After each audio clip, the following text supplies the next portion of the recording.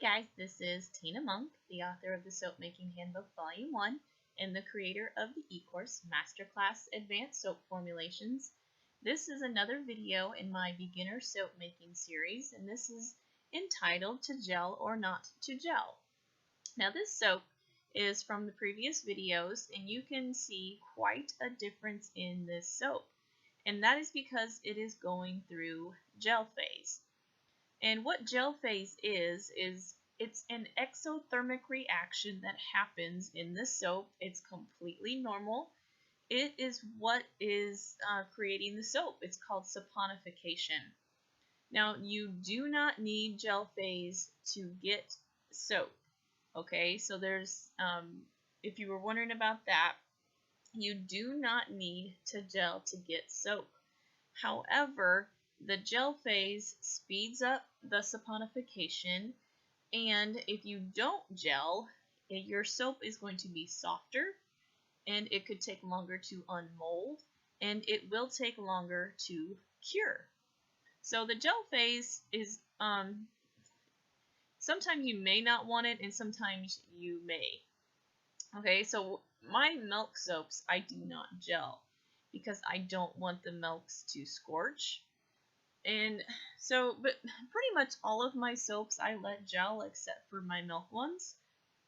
And the reasons why you want it to gel are basically because your soap is going to be ready to cut sooner, it's going to cure faster, and and it also, gel soaps tend to look a little bit darker. Some of the brighter colors that you use will look a little bit different. Now, there are some issues that you can come across with gel, such as partial gel, where you actually get like a ring in the soap. And all these years of soaping, I have never had that happen to me specifically. But if you want to look up partial gel, there are videos and pictures out there. It does happen quite a bit, and that is because part of the soap got hot while the outside of the soap didn't. And something, the temperature changed, something caused the soap to not finish a complete gel. And there's nothing wrong with it, you're just going to see a circle and just a little bit difference in color.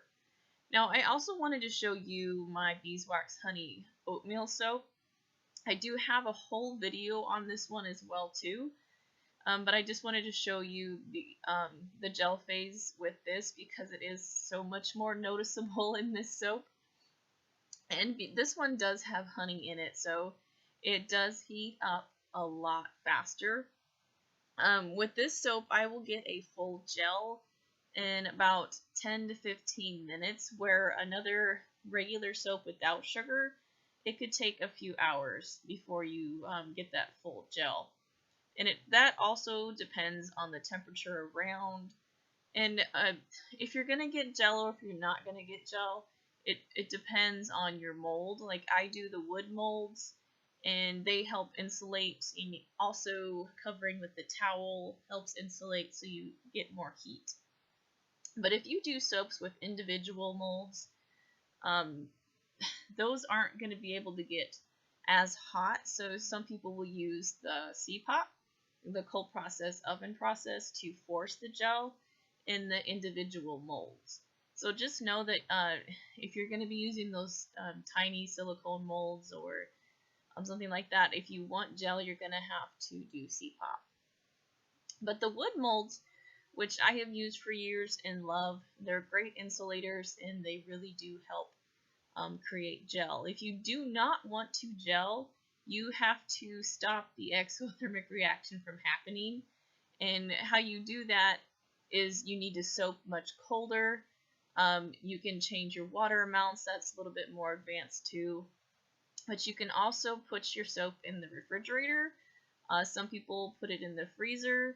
But if you do put it in the freezer, you need to make sure you let it come to room temperature before you cut it. Okay? So you do not need to gel to get soap. It is just something that speeds up the process of saponification. Okay, so if you gel, you're going to get soap sooner. And it's just a translucent phase that happens. It's really normal. And so don't be surprised if you see your first soap changing, okay? That's the cut of the honeycomb soap, what it looks like after. So you do get to cut your soap sooner if they gel. So if you have any questions, please let me know. Thank you so much for watching. Please like and subscribe. You can also follow me on Facebook and Instagram. And I would really appreciate your support on Patreon too. Patreon.com/Tina Moenck. And you can also check out my website, naturalsudsandmore.com.